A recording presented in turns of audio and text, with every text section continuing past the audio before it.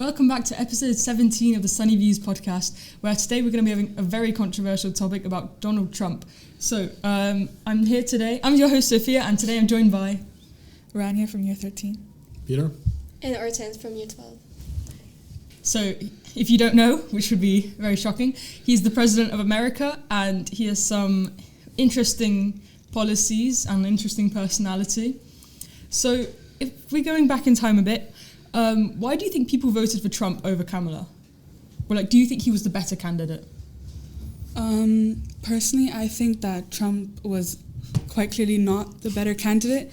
You can see now with all of his policies and the way he speaks to the public that he's just unfit and just immature for this presidency. But a third party candidate that I think that would have made way better policies would be Jill Stein. But because of America's two-party system and the way that no one votes for a third party, I think that Kamala Harris would have been the better candidate. The way she speaks as when she was a U.S.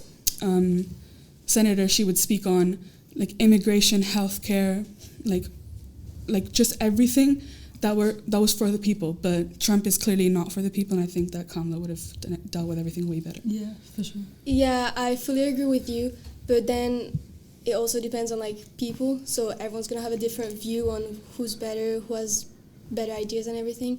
So we're never gonna get to a conclusion of who's better, who was the better president or candidate, because everyone's gonna have a different opinion, so it's always gonna be something that's gonna be argued. But I fully agree with you. Yeah, I'd like to partially disagree, maybe agree with Hortense a bit, because by the end of the day it's the will of the people, and I believe Donald Trump was elected not because he was such a great politician, but because he disrupted the system. He's not a bureaucrat, and people in the US are very fed up right now with how the government is doing. Many policies that are put in place by the Biden administration have received not so welcome response from the public. For example? Well, for example, the appointment of now he's past ATF boss has brought in many gun policies, which many Americans, America is the land of the free gun, so many people there disagreed with certain policies, for example, on gun braces, which were a very extremely highly controversial law that was put in place, because as originally intended, they are not an assault weapon. So the Biden administration has brought up the definition of an assault weapon, which is very, very inapplicable and just depends on what context they use it, because any gun is an assault weapon. But the braces were intended to be used originally by the company that developed, but to be used by disabled veterans to still use a rifle if that need arose. The border policies, the Biden border crisis has also, I believe, shook up the political sphere in the US. Many Democrats who originally voted for Biden shared their views online and in the real world as well on the fact that, hey, Biden did not do what I wanted him to do. And they chose Trump because he's disrupting the natural flow of things. I believe that if it was a different candidate, if it was any other number of political candidates from the Republican Party that were in place of Trump, I do believe that maybe Kamala would have won, but still I believe that the disruption to the current political system was a key part leading to Donald Trump's victory in the elections. Do you think that a part of why Trump won is because he's a white man, and then Kamala was a Black Indian woman from American, but Black Indian descent? Do you think that also played a part? No, very small, in a very, very small group of people. But I don't think many people had a view on race in that election. Yeah, basically. Yep. I wouldn't understand a situation where I would be choosing someone just because of their race. That's kind of stupid. That's fair to say. I think it's more about really how he speaks to the public, and all the kind of advertisement, if you can call it in a way, of his campaign and everything.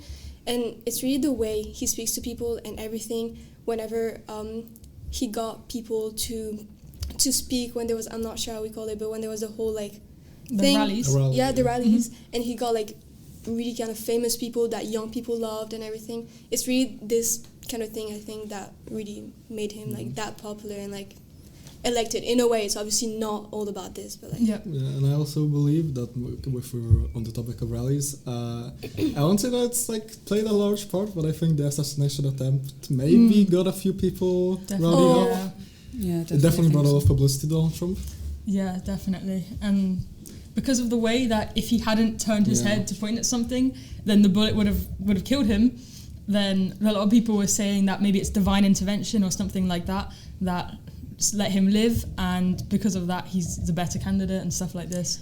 I'm not sure about this, but I have this like opinion. I think this whole thing was planned, and You think it's planned? and that like they kind of did it on purpose. So then Trump would like get up and look to the people like, hey, I'm strong, I'm like here for you. I stand up and everything. But I don't know. It's just maybe a crazy opinion. I don't think so, because like as we remember, at least one person died and multiple people were injured because it wasn't just one shot. It was a volley of fire, shot by admittedly a Republican who looked as he looked. I don't know if you saw the pictures, but God did not grace him with the largest beauty, and he also did not use a very good tool for the job. Let's just say that. Okay. It was definitely not staged. So we're saying that the first one was definitely not staged. What about the second one? Because there was a second attempt as well. What was it called? Mar-a-Lago? Yeah. Yeah. Do you think that one was staged? Or? No, it was just like someone say crackhead. I don't know if you saw the gun, but it was just like a modified SKS. Mm-hmm. It's a crude gun. You'd see it in like Mexico, picked up from a cartel. Okay. Do you think that the assassination attempt helped him win? I think so too, but also I agree with the fact that I think race did play a big, I'd say medium part in the election, because there like many Southerners like still have that view that a woman cannot be in charge and like a black woman cannot be in charge, and I think that did play a part in the election. Yeah, definitely. And what about the fact that Biden was like quite old, and then sometimes he would maybe like fall over in public or struggle to speak and seem to lose his thoughts? Do you think that also helps Trump win? Definitely. Like, I don't know if you remember this, but a large part of his presidency was spent on vacation. And many people that listened to his speeches also saw that Biden had a very big problem with filing his words. The famous America can be defined in one word. And I do believe that Biden was a very poor candidate. Like, in my perfect world, like there should be a limit to the age of people who can like be voted into office. Like if you see the U.S. Senate and the U.S. Congress, I don't know if you saw like the people who are there, but there was a very big scandal, very big, like a large-scale scandal, a few months ago, where one of the senators was discovered that he actually lives in a retirement home. Oh my God. Yeah. Yeah. So you think that the age of not only presidency but also the Senate and the whole like political system in America should be lowered? Yeah, I completely agree, because I think a lot of the time, if you have only older people, they can be quite out of touch with what we think. So I mean, I think in the ideal world you'd want like a mix. So you might want some young people in their 20s to speak for the young people, but also it's okay to have a couple older people to speak for the interests of older people as well. Plus they've got way more wisdom, let's be honest. They've been through a bit more. I mean, I think that's debatable whether old people have wisdom, but yeah, a few of them do. Like, let's be honest, there are some who are completely out of touch, and let's be honest, that out of touch part has mostly come from disinformation because they're very gullible. That's true as well. And a lot of older people who are not really watching TV 24/7 and getting involved in politics are very reasonable. Like, my grandpa is a very reasonable old man. He has lived through a lot. He's got past military service, and like when he speaks really important things, and he's a really good guy. What do you guys think about then the Biden thing, that he was too old and not competent enough, and that helps Trump win? I think that's not really fair, to be honest, because like I've heard so many people saying like, oh yeah, Biden needs to get out because he's too old. He don't know what he's doing. He doesn't know the economy. He doesn't know anything. But like, that's not really fair, because as Peter was saying, like there's gonna be like kind of old people that are really gonna be kind of out of time and everything. But there's like really good. There's a thing that they're always gonna be out of time, kind of, because we're like it's different generations and everything. But like some of them are really competent. So I just think it wasn't really fair that many people were saying that Biden should like get out because he was just old and he was like becoming less, like, Senile. yeah, I guess. I think in some situations there was like reason for like him not being fit for president, like what you said, and like, but it's ironic that Donald Trump himself has called Biden old when he himself is not that young. I'd say. Yeah. Now I Neither think is now he's Kamala. older than the age that Biden was when he first became president, or he's the same age, something like that. Yeah, so I'd say Yeah. it's ironic. It's not really Mhm. a reason. Yeah, so then do you think it's unfair to say that Biden was not making sense when he was speaking, when Trump sometimes says things like immigrants are eating cats and dogs, which is Yeah. not true, and as we know, Trump has spreads a lot of misinformation that then people are trying to quickly like back up, but it's not true. I'd say I believe yes and also no, because compared to what Biden says, a lot of the stuff Trump says seems to be planned, at least in some minute sense, to maybe drum up the public, especially the cats and dog thing. It was during the presidential race. It was a debate between Kamala and Trump. So I do believe that maybe was to get more people interested, as weird that may say. That may sound, but I do believe that compared to Biden, I don't think ever had a situation where he was falling downstairs and not being able to speak a complete sentence. And do you think that the fact that Trump has a criminal record, that didn't affect the election at all, or affected it in some way? I clearly didn't. He got Yeah, elected. it And did. like, I would disagree, because I do believe that in some basic sense, a criminal record, which it's not bad, it's not, oh, I murdered someone. I may think that it resonated with some voters, especially those who are in the South. A lot of them do have criminal records, and let's be honest, that is the case. A large portion of the US has at least a small criminal record, yes.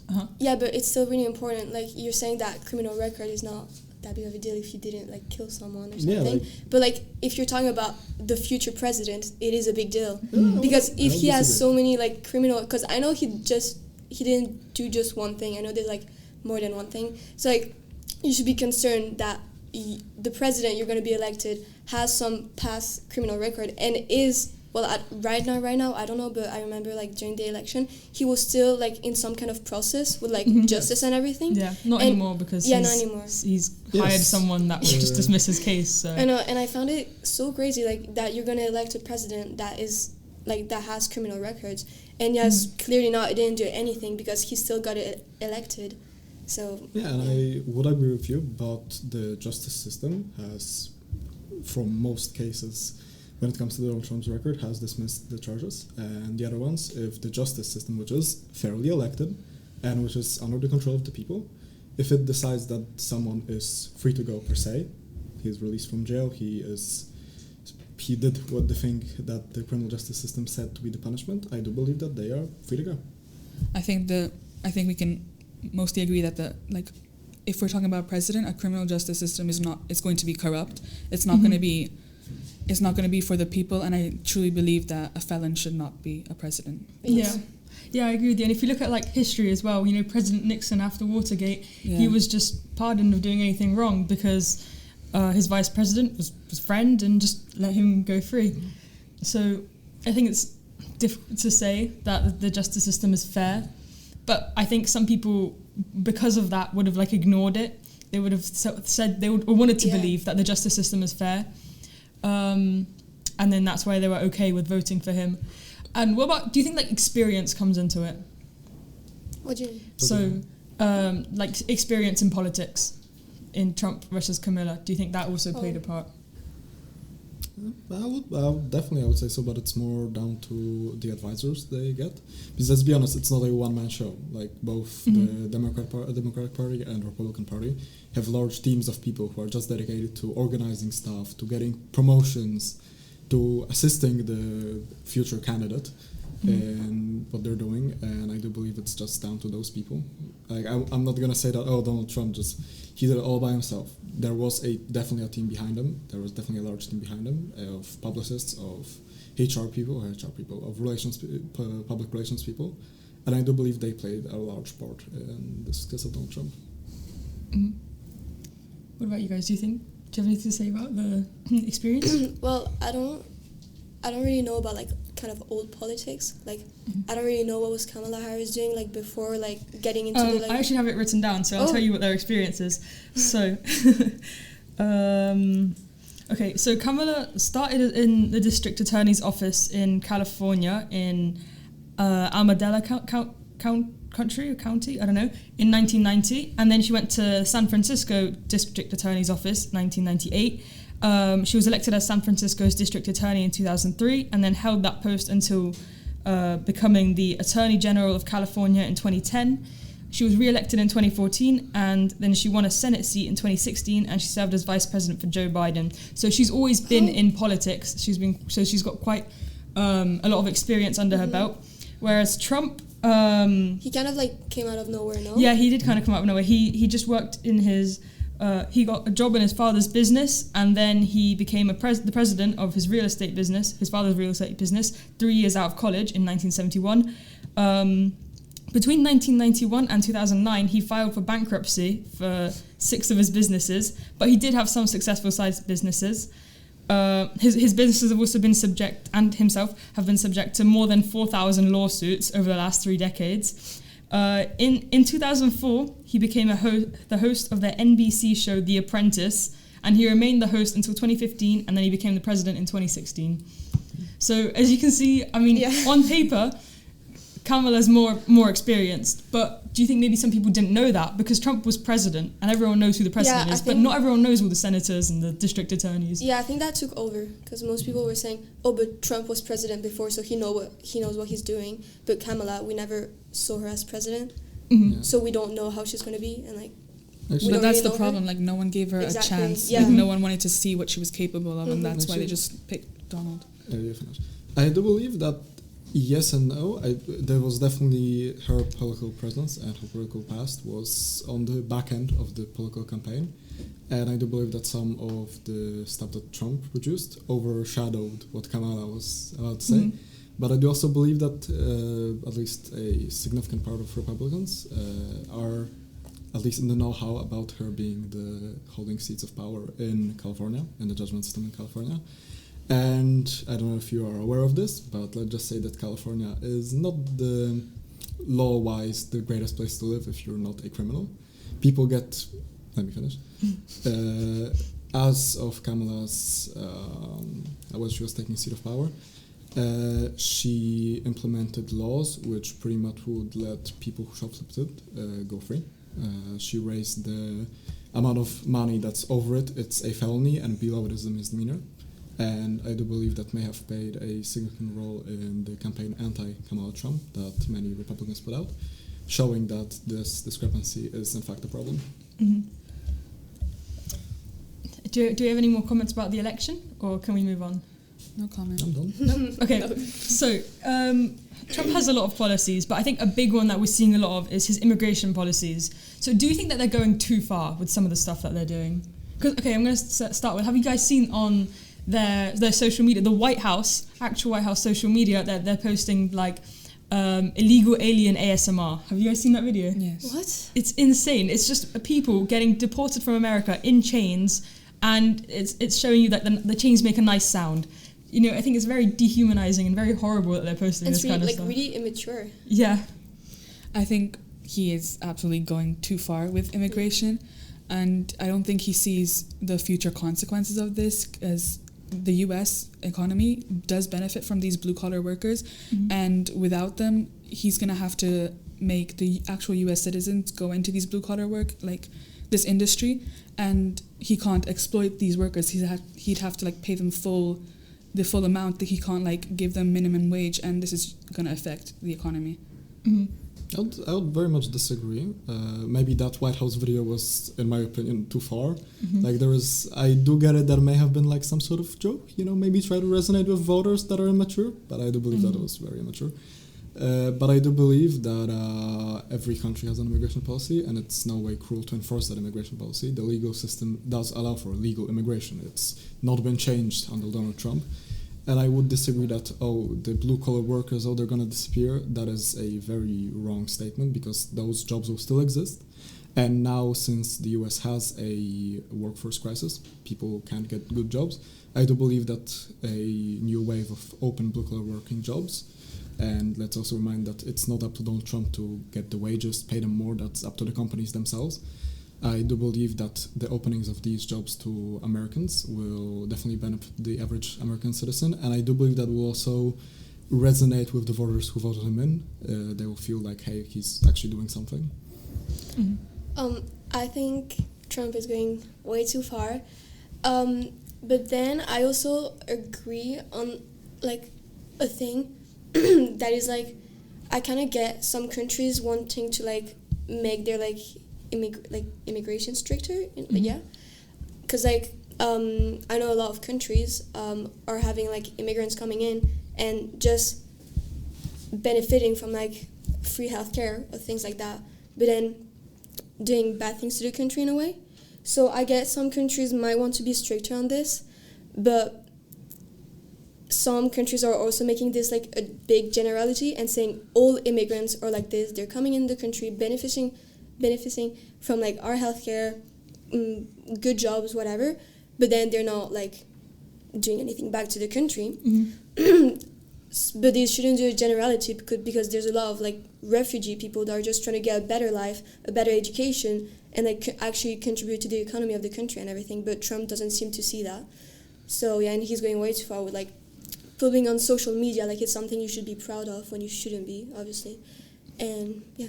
Do you guys think that's like very hypocritical, that how strictly they're deporting immigrants? Because America itself was built on immigration. Because Trump wanted to remove birthright citizenship. That was one of his policies. I don't think he's done that yet. I don't know if he even can do that. But if America itself was built on immigrants coming into America and then making the economy greater and growing it, because the land belonged originally to the Native Americans, and also people like Trump's wife came to America illegally. Elon Musk came to America illegally. So do you think it's hypocritical that he's acting like these immigrants are the issue when he's surrounded by people who came to America illegally? Yeah. In a very simple sense, yes, that is quite hypocritical, but also it is not the legal immigrants, as we are all legal immigrants to Spain, I think. Like some of us were born in Spain, but most of us are legal immigrants.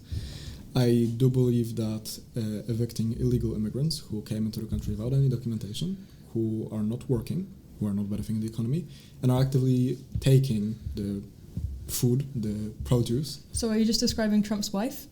I am. Well, I am. You can say so. As I said in the beginning, it's very hypocritical, but the world is just like that. We can't have everything.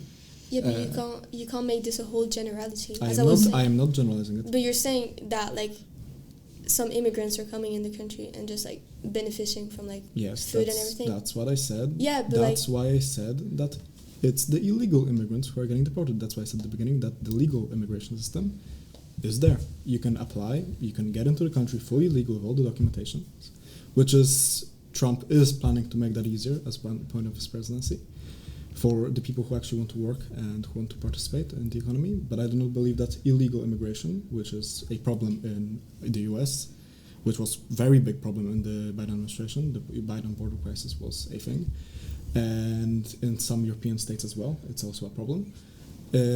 I do not believe that illegal immigration should be allowed. It's a simple point. If you want to go in, you can go through the legal system, you can get a job, a stable job, you can get all the benefits from being a immigrant into the United States or any other country, and bingo. But some people can't afford going through legal then migration. They may apply for... What if their country's like in war? in a war, Yeah, in a war. or for example, they're being those are traced special mafia or like drug lords are abusing them. Special considerations. Like in Mexico, all of the people coming from the Mexican border are shipped by cartels. But do you know how long this takes to actually get? I'm not sure about the terminology, but how long it gets to get like the green card. No, yeah, but like the visa. Yeah, like a visa that you have to get an card. appointment with someone, Yeah.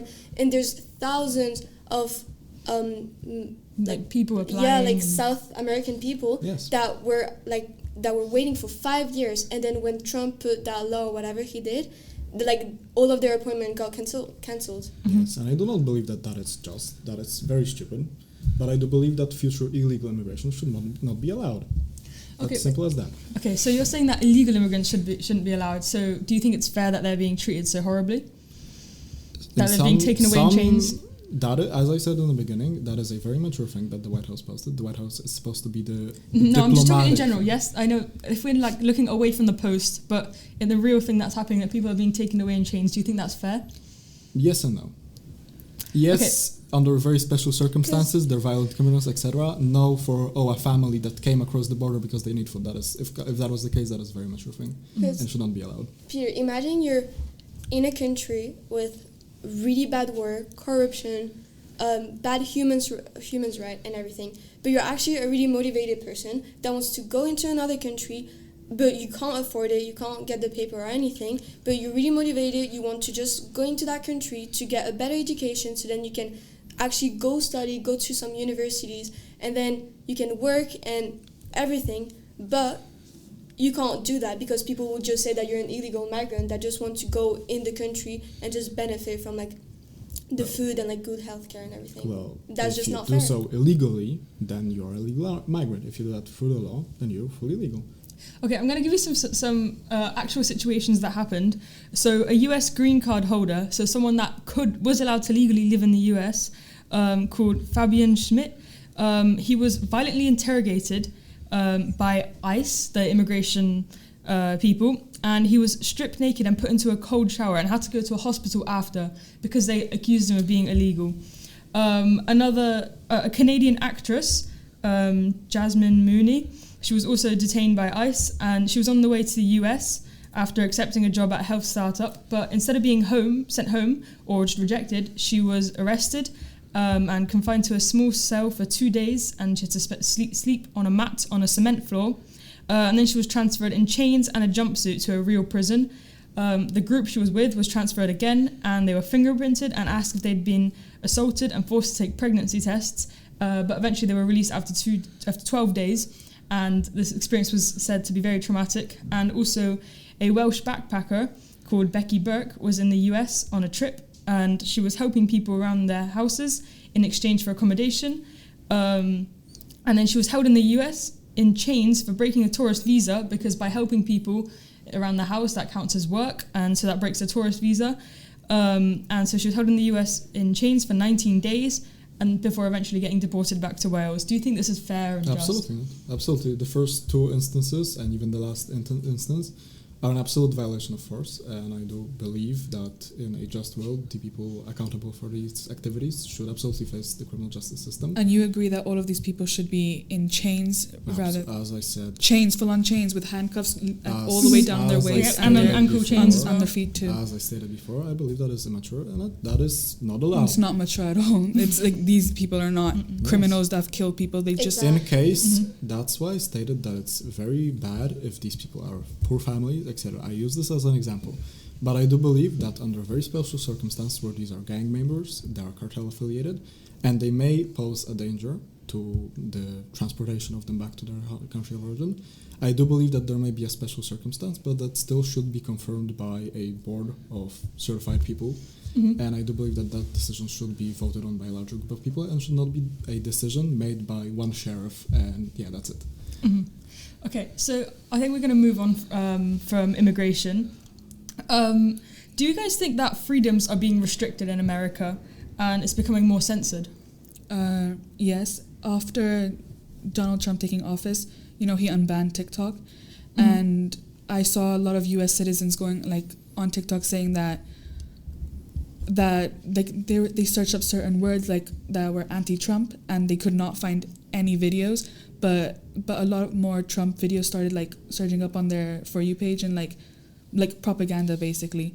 So I think there were lots of news things censored. Do you guys have something to say? I have something I'm not sure about it, but it kind of links up to what you were saying.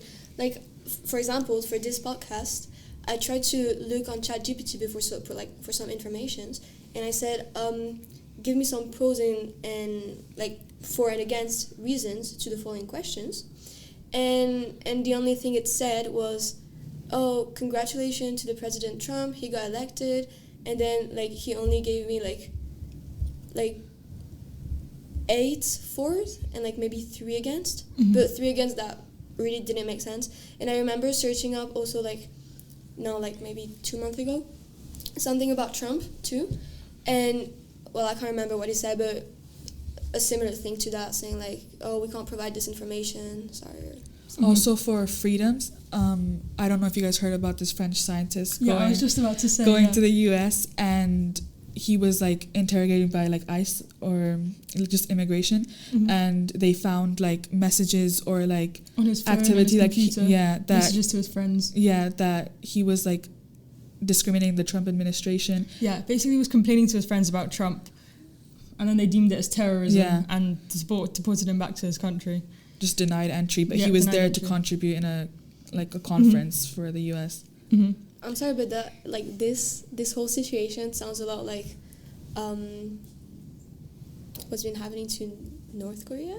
Yes. Yeah. Yeah. So I always get mixed up, or like things like that. That's why I think it's really scary. Mm-hmm.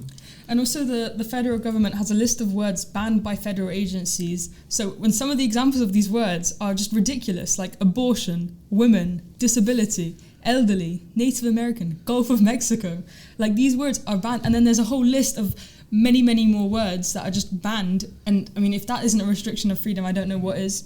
And also they eliminated loads of photos from the Defense Department database, including one of the World War II B-29 aircraft that dropped the atomic bomb on Japan. And the reason why, so this is a very important piece of history, but the reason why they deleted the picture is because the plane was called Enola Gay after the person's mother, who was called Enola Gay, whoever made it. And that was banned for being woke. So obviously that doesn't have anything to do with the LGBT community. That's just someone's name, but that was still banned for being too woke. I believe that freedom of speech is a problem not just faced by the US. I think it's a world issue considering the globalization and that we use the same social media here as the US. It's all owned by Facebook, or now Meta. And I do believe that since Mark Zuckerberg has shifted his political views towards Trump, I do believe that there is definitely an argument to be made that freedom of speech is being restricted.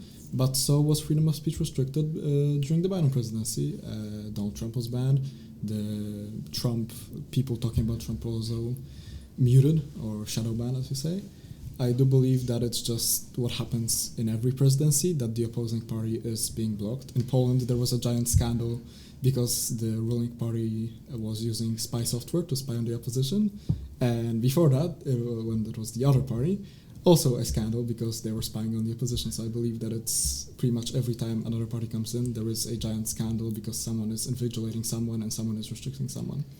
But I get why like maybe Biden would like ban the word like Trump or No, something. he didn't ban the word Trump. No, but like Trump he was restrict. banned. He was banned on like Twitter and stuff. Yeah. But Oh, was that not for like hate speech and stuff? Yes, but also that ban was extended and like it was to be debated if it was actually And for spreading misinformation. but then there's like Every time he was about to be unbanned, there was a new thing come up and he was just continuous. But then maybe like there's an actual like maybe reason behind this. Like maybe he said bad things on like social media. But then why would you restrict the word woman or abortion? Yeah, that's stupid. I do think that it may have been a somewhat of an AI system because that Enola Gay example was a human would not make that mistake. Let's be honest. It does sound like some sort of cleaning system was used for those words. And loads of other pictures of like women and like black women and there's military milestones were also deleted. Yeah. So I mean I don't think it was an AI system. Maybe an AI system helped it, but there must have had a human filter through it because they won't just let AI delete historical photos that were in America's defense like archives. I mean, I think letting an AI do that is just too much. So do we have like any more words on freedom of speech, or can we move on because we're kind of running out of time? We can move on. Okay, so do we think that billionaires such as Elon Musk are becoming too influential? Yes. Yes. Yeah, I'm not too informed on Elon Musk. I don't understand his position. I just heard that he was an advisor for Trump and now he's in government making decisions and I don't understand that concept at all. It's kind of true because it's pretty much just the same thing that's happening in Russia with oligarchs. in the US, it's becoming more and more prevalent. I would see a argument because like there's still people and like there's still citizens, but it's very shaky.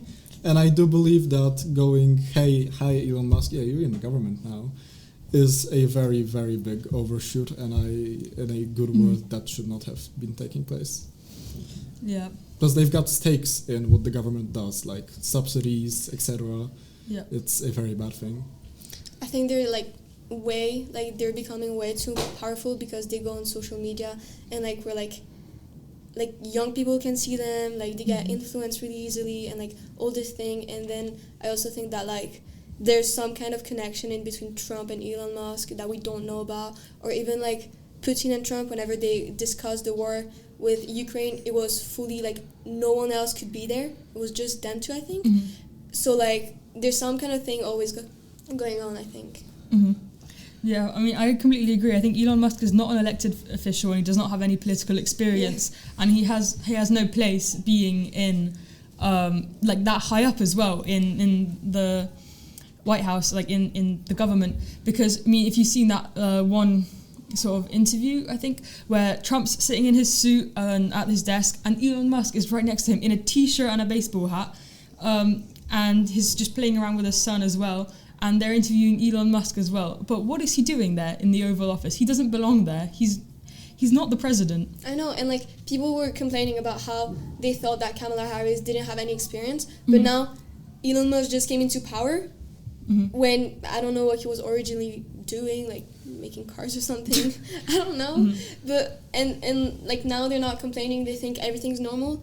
But I don't know. It pissed me off so bad how like Kamala Harris, I think she's a really great woman, and she would have been a really good president, but she didn't get elected. But then now, Elon Musk is like vice president or something. No, he's not vice president, but he's a very he's an advisor. He's an advisor, and he's basically whispering in Trump's ear. Yeah. So, yeah, and also a lot of other of Trump's advisors and cabinet members are just his friends. Like, for example, Robert F. Kennedy Jr. He's the Secretary of Health and Human Services. So that's very high up in health. And he's also an anti-vaxxer. So, I mean, I think that's absolutely ridiculous. And I did see online that some woman from the WWE, who was like in charge of the WWE, became something with education, like a minister of education or something. And she has no experience. She's WWE, wrestling. She was like in charge of wrestling. And now she's like with working in education. That's just ridiculous. You know, it almost sounds like when you're in like primary or something and like the boys are making a team and he's like, oh, you're coming with me because you're my friend. I want you in my team because you're my friend. Yes. Like, it's so stupid. It's so ridiculous. That's a really good analogy, yeah. Okay, again, we've got like not a lot of time, but just quickly, do you think that Trump's damaging foreign relations? I do believe he is. I mean, if we've all watched the Oval Office talk with Zelensky and J.D. Vance and Trump, I think we can all agree that it was absolutely like embarrassing, and just like the way he spoke to him in a demeaning way is just horrible. And when like one point he was like, J.D. Vance and Trump kept on asking Zelensky like, can't you just say thank you? We've sent you millions of dollars. Can't you just say thank you? And I just find that absolutely ironic, because if Netanyahu was sitting there with Donald Trump and J.D. Vance, and J.D. Vance was like, can you just say thank you? Like we've paid you so much. They would get them for anti-Semitism.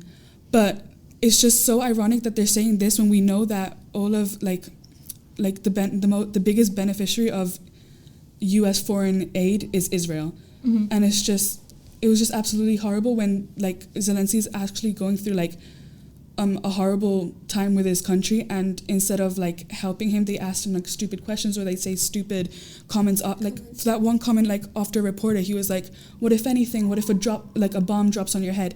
That is just an unfit president. Like, he's not ready to be president at all. And also making fun of like how he was like dressed for the meeting. But isn't there like this like policy that, or like law or thing that like whenever your country's in law, you can't like when your country's in war, you can't really wear like. It's not a law, but it's like a tradition that when your country's in war, you wouldn't wear a suit. You would wear military stuff to like support your country. And also like Winston Churchill did the same thing in the 1940s when World War II was going on. So it's ironic that they're hating on Zelensky for doing the same thing. And when also Elon Musk was wearing just a t-shirt and a baseball cap in the Oval Office like a week earlier. Yeah, believe that he is quite damaging, but I also believe that he's doing exactly what he was elected to do. He's pushing a very America first attitude, and that I believe resonated with a lot of voters, as they do believe that America has been on the back end giving people subsidies.